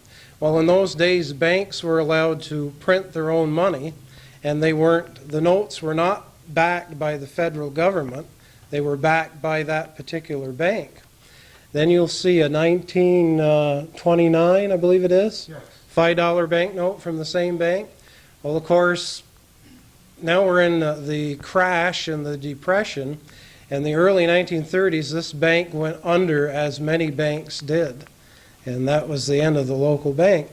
But these banknotes are very rare, and they're very collectible today. We were so fortunate that Irving saved these and sent us copies of them. To be part of the town's history besides all Right. that. You know. Irving lives in Kentucky now. Oh, really? And we also have some checks from a local business that were from the 1920s that were written on that bank. Gee, that's great. And look at the writing back in those days. Wasn't it beautiful? This is a great corner to have that original ballot box and to have a vehicle big enough to carry it over here. I mean, you know, that's pretty special. All right, next. This is great. Our rotating exhibit, and in it we have our women's corner until we change it, that is. And so we have the old treadle sewing machine, and the spinning wheel, and the yarn winder, and the flax wheel. It's rotating doesn't mean just because this wheel turns, it's No. I mean, if we take this one out and put a new one Right, in. that's exactly what it means. We thought that every good museum should have a section where, we have change, so people could never actually say they've seen the whole thing, that they would want to come back. And we also have on our bank our memory plaque. And this was a brainstorm of one of our lifetime members whose wife passed away, and he wanted to do something in memory of her. And this was when we actually were in our beginning stages. They used to go by and think, too, how sad it was that the building was abandoned. So they were truly excited when we started doing something with it. And so he was our first benefactor, so to speak, in memory of his beloved wife. And so this is kind of caught on. Part of it is for a memorial plaque, and the other part is just people who are our benefactors. Well, I think it's pretty special. Have we missed anything? I know what we didn't. Well, we didn't go upstairs, nor will we go upstairs, but we do have a second floor, and that's Oh, our... you do? Storage area? Well, it's actually a work session. It's as big as this room. No kidding. And, I didn't realize that. Neither did we. We were really excited when we made that discovery. Our computer is upstairs, and our files and books that people have donated, and this is where we catalog things to begin with. And genealogy is upstairs, and there is a small room that we hope to be a child's room someday. We do have some old items in it already. We have replaced the staircase, and it's all rewired upstairs, but it wasn't meant actually to be part of the tour, because we aren't really too thrilled about people going upstairs and being responsible for children climbing up and down the stairs. I can understand that, but I didn't even know there was a second story. Where have you got a place to keep? Now, let's say for your rotating displays here, would you have a Right. place to store things upstairs? Right, we do. also? In fact, right now, we have a number of costumes for Heritage Day that we are on loan from St. Lawrence University. They have a program where you can go over and borrow whatever costumes you care to borrow, and as long as you make sure they're clean when you bring them back, you can just return them when you're finished. And so we have a hanging section upstairs, and it's the whole wall is just hanging with costumes. Every town's got to have a hanging section. I wonder if they ever did any public hangings around here, Tim. Do you know? I know up in Plattsburgh they did a number of public hangings in the early 1800s, and talk about ghost stories. some of those hangings generated ghost stories, but I don't know if they did it. They might have in Malone. Not that as a I'm county- aware of, as a county but seat. in Huff's history of St. Lawrence and Franklin County that was printed in 1851, they do mention a murder that took place in Moira, where a young fellow was working for his father, and he wanted that evening to go to a dance, and he wanted to take the horse and buggy to go. This would have been in the 1840s. And his father refused him the use of the horse and buggy. And later on that day, they were working in the woods, and the young fellow took an axe and gave his father 40 whacks. Oh, no, another 40 whacks. Oh, wow. That's quite a story. We don't know how it turned out, though, huh? Well, I know there was a trial, and of course he was found guilty and went to jail in Malone, I believe. But as to whether he was ever executed, I'm not aware that he was. Wow. Interesting stories. Well, what did we do wrong so far? You've done everything just right. You know, it dawns on me that people who are viewing this program who live in this area might want to join your organization. Is that possible? It definitely is. All they have to do is get a hold of Janet or any director, anybody that belongs to the Historic Association. I'm sitting in my spot. This is usually what I do because Janet and Tim are so articulate. I sit and crochet in a long dress, and I'm just part of the scenery. So. Sit and crochet in a long dress? What kind of stuff do you make? Oh, it's just a blanket. I've got it upstairs, and I just put a Just couple keep working rows on the on same every time blanket? somebody comes in. Maybe we can make a 50-foot-long tablecloth to cover that 50-foot-long. Actually, Linda is a active part of the tour for the children because she comes in to trade goods with the storekeeper.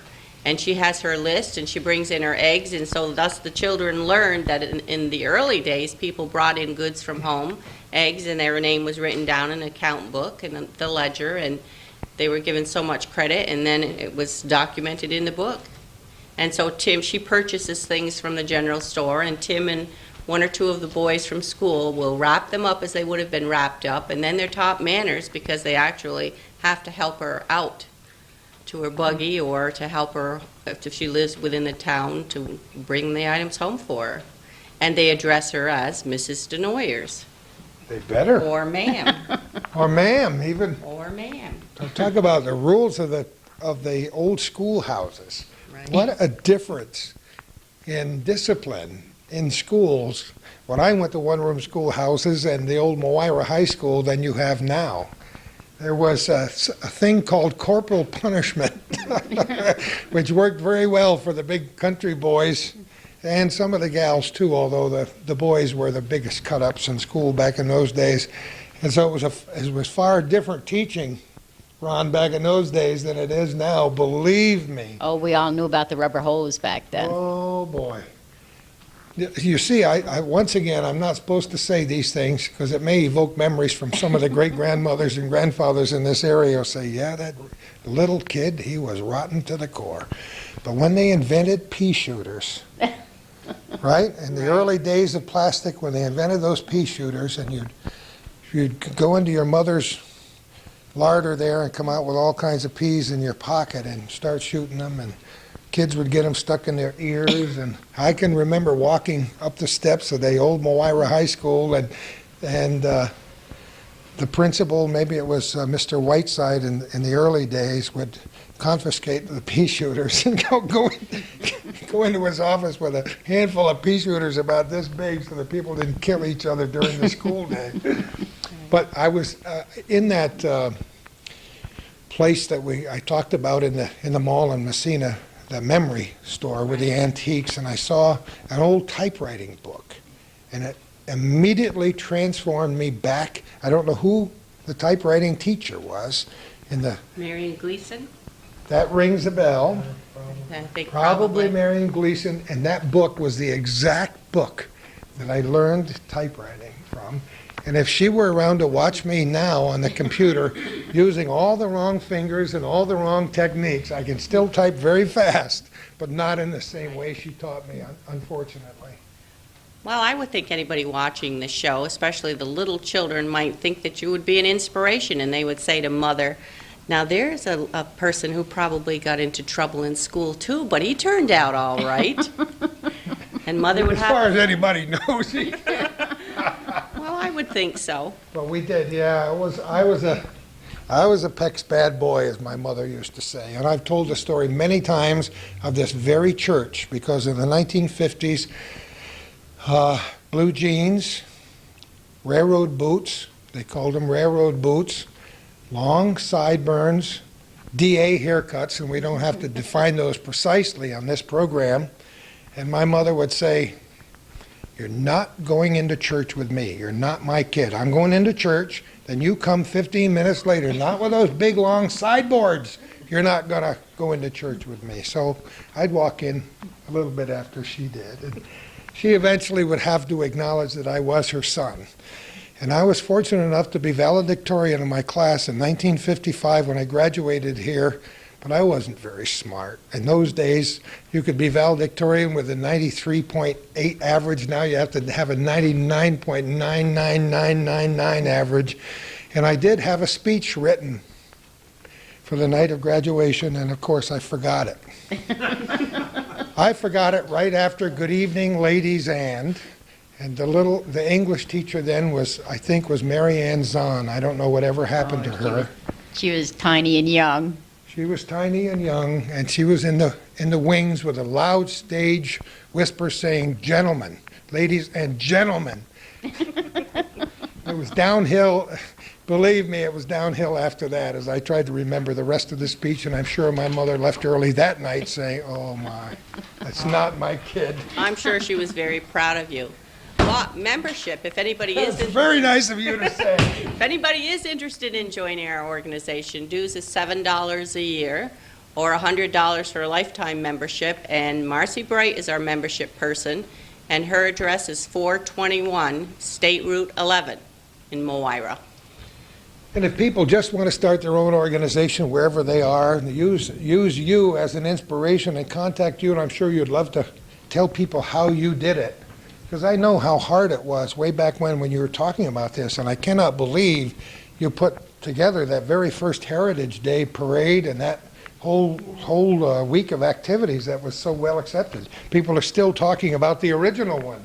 They are, and we kind of complement each other because I tend to be very organized and very tense and very hyper, and Linda's really laid back, and she'll go, Look at sitting remember there that rocking, sitting there remember rocking." that first year when we did everything in a month? You know, what are you worried about?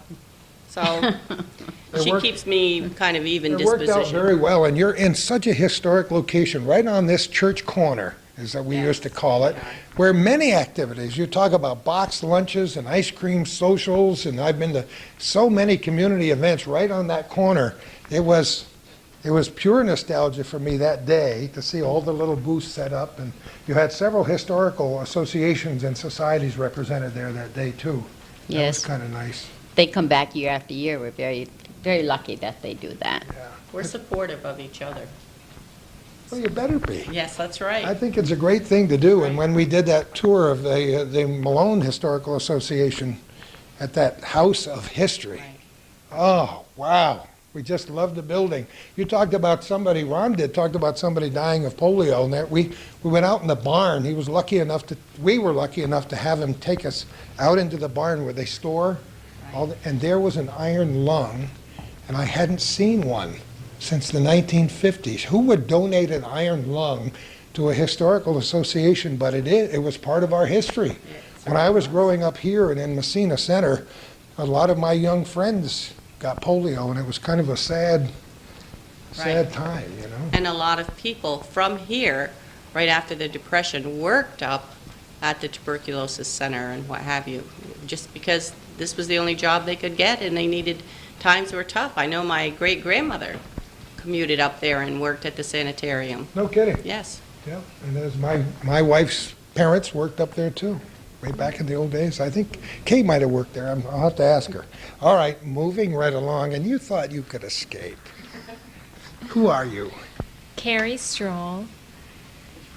Carrie, I'm delighted to see you here today, and I had no idea that you were famous in the newspaper until Calvin told me when I walked in the door. What is that story all about? Well, we're having a special stamp cancellation station here in Moira for that day. And I designed the stamp cancellation and then an envelope also. Did you really? Tell me a little bit about your art history. Well, I always enjoyed art as a child, and I went to Sarah Lawrence College and I studied there, and I studied in France for a semester. Did you really? Yeah. Oh, wow. How did that come about? Well, the college offered a program in France, so in the south of France. Say, sure, I'll go. Yeah. Oh, what a great opportunity. And you studied art throughout? You got your degree in art? Well, I Oh, guess we got was- it. Okay. This is the envelope. That's You the envelope. can talk while I design. show the envelope. Oh. So, you studied art. Yes, and then I became a mother, have 7 children. Wonderful. That's all. You don't even, forget the artwork. Yeah. That's the bottom line. 7 kids. I want to know all their names right now.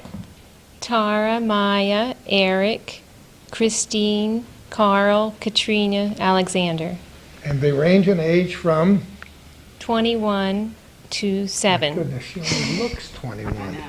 Oh, my goodness. You have a 21-year-old? Well, she's almost 21. She'll be 21 in August. Oh, that's wonderful. That's great. And where do they go to school around here, all your kids? Or Well, they we moved, or- homeschool them, Did you? and we Great. live right down the street in the Clark house. Oh, that's terrific.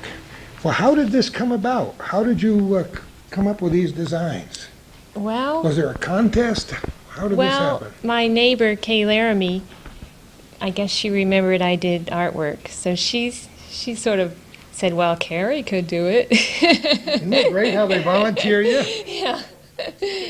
Remember when I told you we tap into each person's Of course. talents? Yeah. Well, we found an artist, and so she You volunteered. can't escape now. She comes to our meetings on a regular basis, so she's one of our newer directors, and in addition to this, she's also working on a coloring book. So next year for Heritage Day, we will have the coloring book for sale. And the interesting thing about the coloring book is that each of the items is something within the museum, and Tim Oh, has what a wrote a good- little excerpt for each one. Really? Was that your idea? Yeah, That was her mine. idea. And then I designed well, we really haven't finished that yet, the crest for our museum. And I have that with me if you want me to show. Is that an original design? Yes, yes. Oh, wow. And I used the rifle that Did you?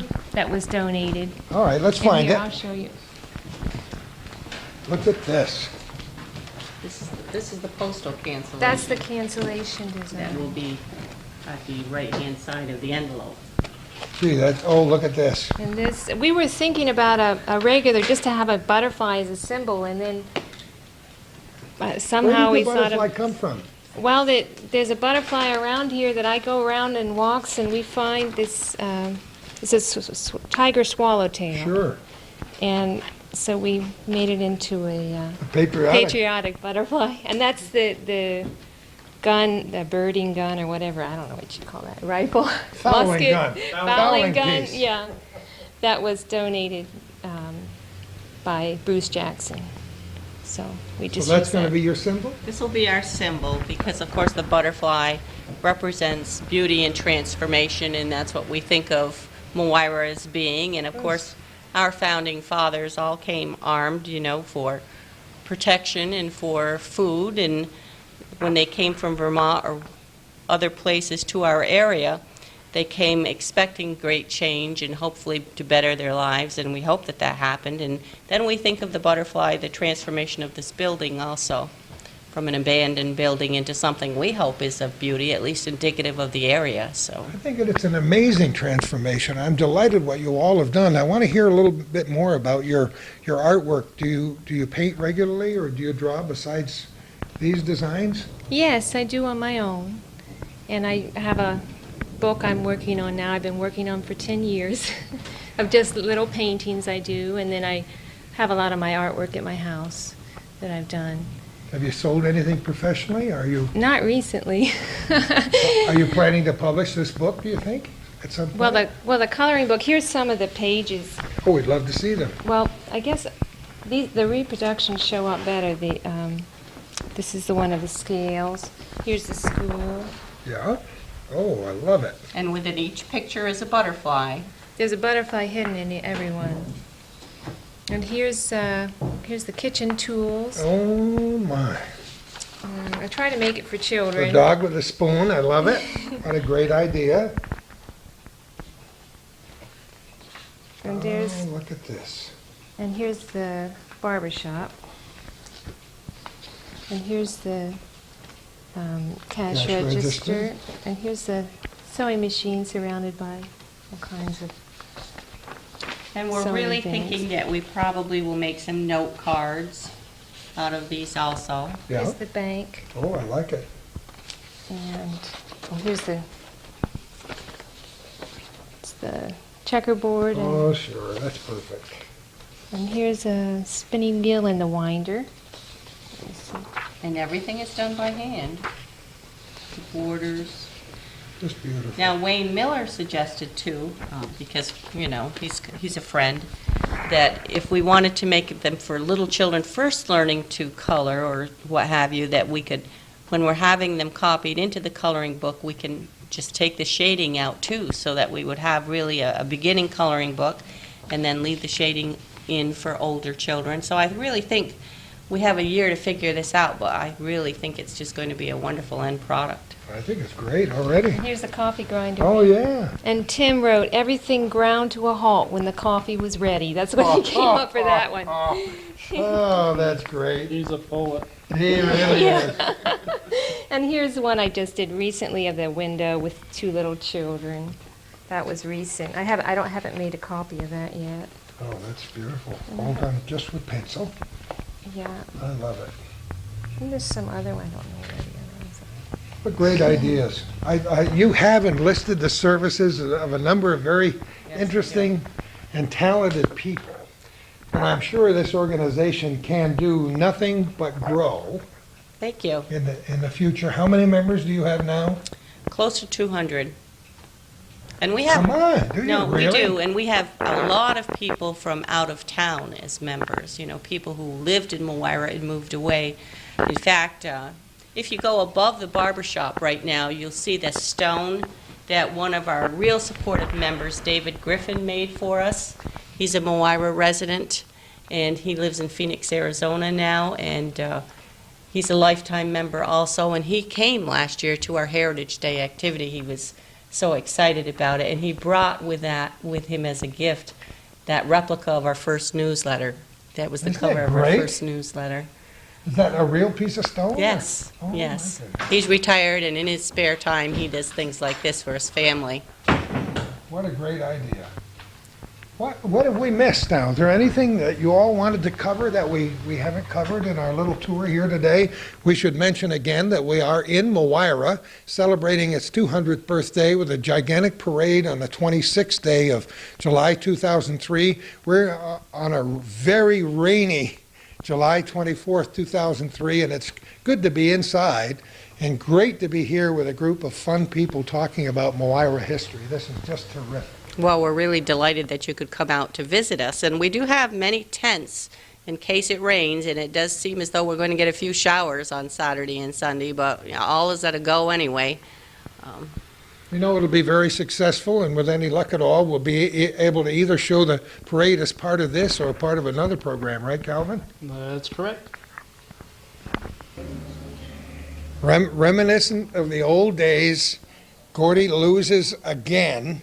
I'm going to make a move over here, and you watch what happens to me, because I think there could be a disaster in the making here in this little checkerboard. I was never a checker player. I know I'm supposed to go that way, and he's supposed to go this way, and that's about all I remember. I remember my dad spending countless hours playing checkers, and he never uttered a swear word because he was a man of the cloth. If I were to play checkers, I'm sure I would end up losing. It's your turn, by the way. Why is his stack twice as high as my stack? Oh, no. It's a queen or what do you call that? Once again. You've played this game before. I think this is a whole setup. That's what I think. I've never played against anyone that was worse than I was before, though. Well, we should play often. I'm sure we'd have a great rivalry down through the years. I've got to say, wait a minute, there's one more ghost story that hasn't been told. Wow, the story of Otto Strahl's house. The clock house. The clock house. One of the former residents, Bruce Jackson, who used to be a county legislator, lived in the house several years ago, and there was a picture taken from the house next door of the side of the house, and on the two upstairs bedroom windows, the one on the right-hand side, the entire window is filled with the face of a woman. And Bruce has that picture. I'm sure you'll share it with Otto if you were to ask him. As I said before, I'm not too keen I about love that story. stuff. I wish we had had those photographs here today. Oh, maybe I'll have to spend a week down here and collect all the ghost stories sometime and write about this area. Most of the stories I write about are in Clinton County and a few over around Potsdam, but it looks like Moira's got a few that might just titillate the atmosphere if I were to come down here. I want to thank all of you for being generous hosts and hostesses here today. I love what you're doing. As you can tell, this is truly exciting for Calvin and me. Calvin has recorded and aired on videotape literally hundreds of parades, many of them historical parades around the North Country, but none is closer to my heart than this one, the Heritage Days right here in Moira, because it's a part of my little history in the 1950s. Thank you for your interest in history and for sharing it in this way, Tim. It's been great. Well, thank you. If it wasn't for people like you that would give us the exposure like this, nobody would even know about it. So Oh, I bet they we're would. tickled to have you here and to record this for future generations, I guess. And we'll be back again and again. Carrie, thank you for your artwork. Janet and Linda, thank you for inviting us here and all you do. If you see Kermit, tell him I'm sorry he lost the oxen. I think that's terrible. Thank you all for watching our little corner. Again, your suggestions are appreciated. Call Calvin at Hometown Cable. Call me at my home. My number's in the book. Give us a suggestion. Give us an opinion. Tell us what we're doing wrong and what we're doing right. And perhaps we'll do another program at your house or somebody else who lives near you. We love the history. We love the people. And as we always say, anybody you meet has a story to tell. Sometimes you just got to pry it out of them, huh? And who knows where we're going to be next time for our little corner.